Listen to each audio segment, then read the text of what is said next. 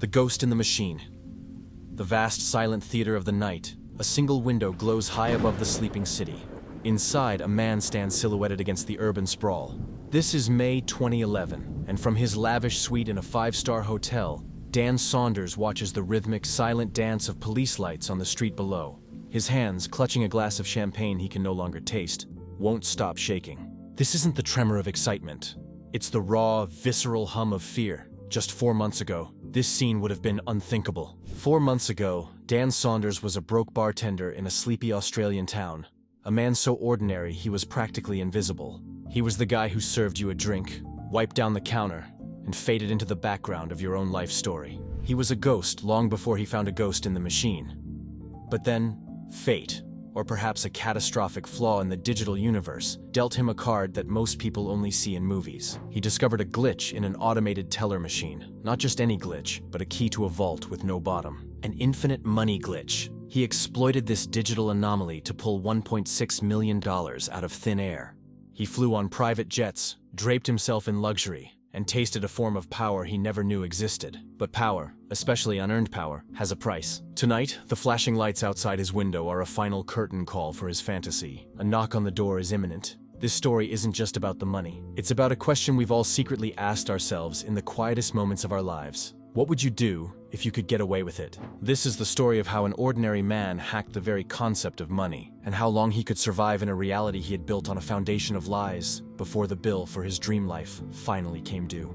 On a warm February night in 2011, in the quiet, unremarkable town of Wangaratta, Australia. It's a town where everyone knows everyone and nothing ever happens. Dan Saunders, a 29-year-old bartender, was walking out of a pub at last call. The air was thick with the smell of stale beer and regret. His pockets were nearly empty, a familiar state of being. All he wanted was enough cash for a cab ride home.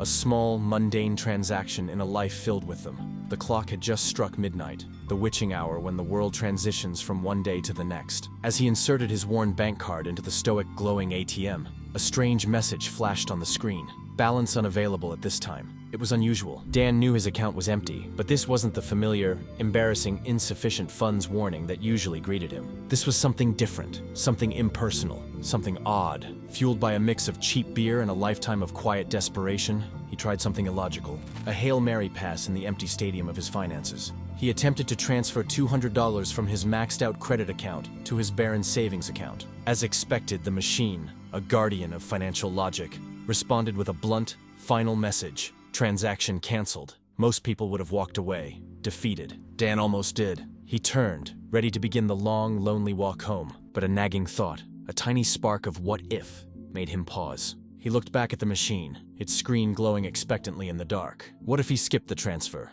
What if he just asked? He put his card back in, his fingers fumbling slightly. This time, he navigated the menu with a strange sense of purpose and selected Withdraw $200 directly from the savings account he knew held nothing but digital dust. He waited for the rejection. He waited for the insufficient funds message to mock him. Instead, the impossible happened. The machine whirred. A soft, mechanical counting sound, a sound he usually associated with other people's success, echoed in the silent street. And then, it dispensed a crisp, clean stack of bills. $200 in cash. Dan froze. His breath caught in his throat. He stared at the money in his hand, then back at the machine. He counted it twice. The serial numbers were different. This was real. Above him, the small red light of the security camera blinked rhythmically, a silent, digital eye witnessing an act that defied logic. Was this a dream, a prank, or had he just for a fleeting moment become a god?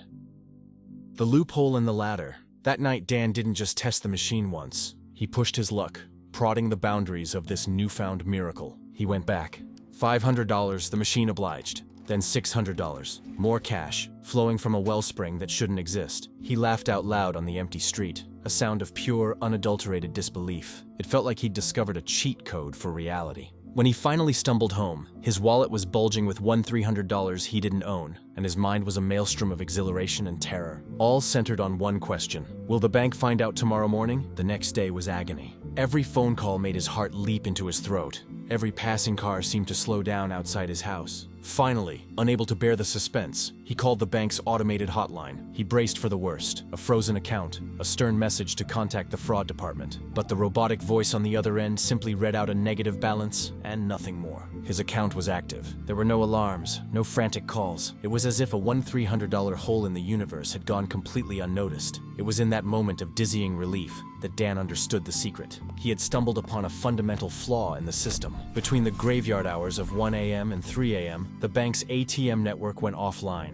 disconnecting from the central ledger for maintenance. During this 2-hour window, the machine was blind. It was an isolated island, unable to verify his real balance. Any transaction he made was a ghost in the machine, a temporary fiction destined to be reversed at sunrise. This was his loophole. And Dan, a man who had spent his life feeling powerless, decided to climb through it. He devised a simple yet brilliant plan. It was a financial juggling act, a high-wire routine performed without a safety net. Every night, he would make an even larger, completely fake phantom transfer from his credit account to cover the previous day's negative balance. Then, under the cover of that phantom deposit, he would withdraw even more real cash. It was a ladder built of nothing, but it was a ladder he could climb. $4,000 became $8,000. $8,000 became $16,000. The numbers grew exponentially, each successful withdrawal a hit of pure adrenaline. The ultimate test came weeks later. He walked into a bank branch, his heart hammering against his ribs, and asked for his balance. The teller smiled, tapped a few keys, and casually told him, "Sir, your savings account balance is over $1 million. The words hung in the air, surreal and electric. On paper, on the bank's official records, Dan Saunders was a millionaire. A self-made millionaire whose capital was a secret, a glitch, a lie. He had learned how to literally print his own money. The king of nothing.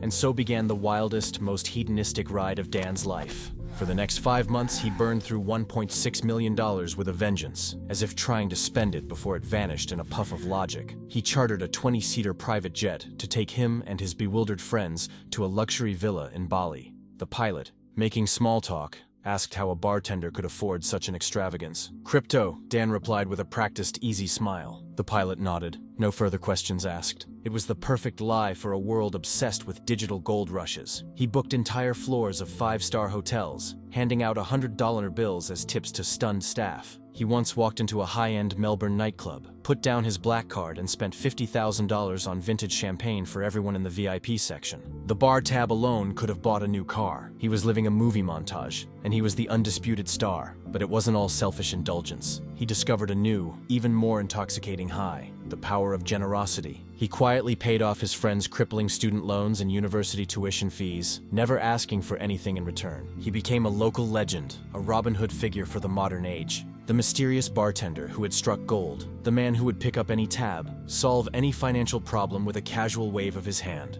People who never knew his name suddenly claimed to be his childhood friends. Women who had once looked straight through him now hung on his every word. Money, he learned, is a costume. It changes how the world sees you. It wraps you in an aura of importance, making you fascinating, respected, and desired. For the first time in his life, Dan Saunders was not invisible, but the costume was heavy. Behind the designer clothes and champagne-fueled parties, a dark secret festered. Every single night, without fail, he had to perform his midnight ritual at the ATM, a slave to the very glitch that had set him free. He was living a double life, a fragile existence built on a foundation of phantom transfers. He was lying to his family, his friends, and most of all, to himself. And the fear, the gnawing, acidic fear of being caught, was a constant companion, a shadow that followed him even into the brightest rooms.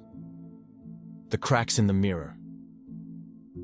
The joy of limitless wealth is a fire that burns hot and fast. Soon, it began to consume him. The thrill curdled into a constant, suffocating anxiety. Dan started having severe panic attacks, his heart racing as if trying to escape his chest. He would wake up in a cold sweat from the same recurring nightmare. Red and blue lights flashing, the heavy, methodical knock of the police on his door. His conscience, long suppressed by the roar of his new life, was now screaming at him. He looked in the mirror and saw a stranger, a man with haunted eyes. One night, his closest friend, Jake, pulled him aside. "I know what you're doing," he said, his voice low and urgent. "The midnight ATM runs. It's not crypto, is it? You're going to prison, mate. And I can't watch it happen." The words hit Dan harder than any physical blow. He had become a source of fear for the people he cared about. The bank's fraud department would call occasionally, but only to confirm his outrageous expenditures. "Sir, did you just spend $8,000 at a luxury hotel?" a cheerful representative would ask. Yes, that was me, Dan would sigh. All right, no worries. Just checking. Thanks for your business. The absurdity was almost comical. He was a fox in the henhouse, and the farmers were calling to thank him for his patronage. Finally, in June 2011, broken, paranoid, and exhausted, he decided to end the game himself. He couldn't live the lie anymore. One night, he deliberately skipped the midnight transfer. He broke the loop. The next morning, his account balance crashed, revealing the stark, brutal truth on the bank's ledger. A negative balance of $1.6 million. The illusion was shattered. He picked up the phone and called his bank manager, his voice trembling, ready to confess everything, to offer back what little he had left. But the manager's cold, rehearsed reply stopped him dead. Sir, this is a police matter now. We can't discuss this with you. Dan hung up the phone and waited. He waited for the sirens. He waited for the knock on the door. He waited for the end. He waited for an hour, then a day, then a week, but no one came. And that deafening, soul-crushing silence was more terrifying than any arrest. He was a ghost in their system, a multi-million-dollar problem they didn't seem to know how to solve, or perhaps didn't want to publicly admit to. He was in limbo, a prisoner of his own confession. The reckoning. 2 years passed in this agonizing state of purgatory. The bank had filed a case, but the authorities remained silent, perhaps baffled by the sheer strangeness of the crime. The weight of the unpunished crime was heavier than any sentence. Finally, unable to bear the uncertainty any longer, Dan forced their hand. He did the one thing no one expected. He went public. He contacted the national media and told his entire, unbelievable story on television. He sat under the bright studio lights and explained in detail how he had hacked the banking system. He showed the world the crack in the foundation of the financial world. This time, the authorities had to act. The public confession was too loud to ignore. Dan Saunders was arrested and put on trial. The absurdity of his journey continued even in the courtroom. The judge and prosecutor struggled to grasp the mechanics of his virtual theft. The prosecutor famously and perhaps accurately argued he stole money that didn't even exist. How do you prosecute a man for stealing a ghost? In the end, faced with his own confession, Dan pleaded guilty. He was sentenced to 1 year in prison. The gavel fell, and for the first time in years, Dan felt a sense of relief. The waiting was over. After his release, he returned to the only life he knew, the life where he had started, as a bartender in a small town. He was the same man, in the same town, wearing the same apron. But he was not the same person. On his first day back at the bar, a regular customer recognized him from the news. "You're that ATM guy," the man said, a grin spreading across his face. Dan nodded, bracing for judgment. Instead, the man slid a $20 bill across the counter. "Best tip you'll ever get," the man said. "From money I actually earned," they both laughed. It felt like absolution. He had lived the ultimate fantasy. He had tasted absolute freedom and paid the price. And that fever dream, that wild ride through a world without financial limits, taught him a profound and humbling truth. That real value isn't found in a limitless bank account or the fleeting admiration of strangers. It's found in the simple peace of mind that comes with earning an honest living, one $20 bill at a time. He had to become a king to realize he was happier as a bartender.